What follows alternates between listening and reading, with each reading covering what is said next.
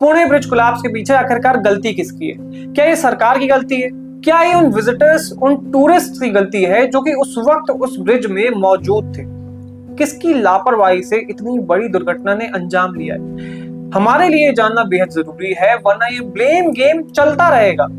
तो मैं आपको इस पूरी दुर्घटना का एक कॉन्टेक्स्ट दे देता हूं, पूरा एक बैकग्राउंड समझा देता हूं, उसके बाद आप खुद डिसाइड करिए कि इस दुर्घटना का जिम्मेदार आखिरकार है कौन। तो 15 जून को लगभग 3:30 बजे के अराउंड इंद्रायणी नदी के ऊपर स्थित ये आयरन ब्रिज कोलैप्स कर जाता है। इस एक्सीडेंट में 4 लोगों की मौत हो जाती है, जिसमें से एक 5 साल का बच्चा भी था, और इसमें लगभग 55 लोग इंजर्ड हैं। अब ये जो ब्रिज है ये एक आयरन ब्रिज है और ये अंग्रेजों के जमाने से बना हुआ है। आखिरी बार इसका नवीनीकरण 33 साल पहले हुआ था, 33 years back. So this was an old and dilapidated structure. इस ब्रिज में एक प्रिवेंटिव मेजर के चलते यहाँ पर वार्निंग सिग्नल्स लगाए गए थे कि इसमें 2 व्हीलर व्हीकल्स अलाउड नहीं है, स्ट्रिक्टली प्रोहिबिटेड हैं। और ये ब्रिज 250 मीटर लंबा है और सिर्फ 3 से 4 फीट चौड़ा है। तो ये ब्रिज बड़ा ही छोटा ब्रिज है, ज्यादा लोगों को एकोमोडेट नहीं कर सकता।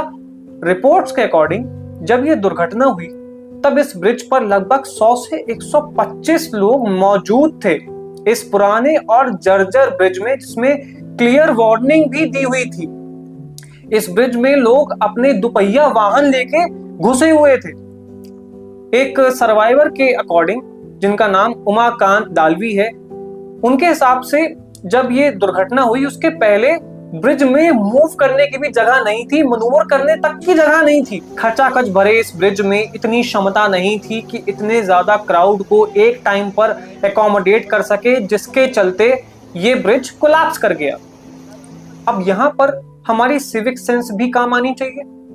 जब यहाँ पर क्लियर वार्निंग दी हुई है कि ये ब्रिज पुराना ब्रिज है, इस पे दुपहिया वाहन नहीं जा सकते, इतने ज्यादा लोग नहीं एकोमोडेट कर सकता ये ब्रिज, पेडेस्ट्रियन ब्रिज है ये, फिर भी लोग उसमें अपने व्हीकल्स लेकर चढ़े हुए हैं, उस पर एडिशनल लोड आ रहा है, तो ये सिंपल सी बात है, ब्रिज कोलैप्स करेगा ही करेगा। और यहाँ पर अगर आप देखेंगे तो ये civic sense, lack of civic sense हमको आरसीबी स्टैम्पेड में भी दिखा था।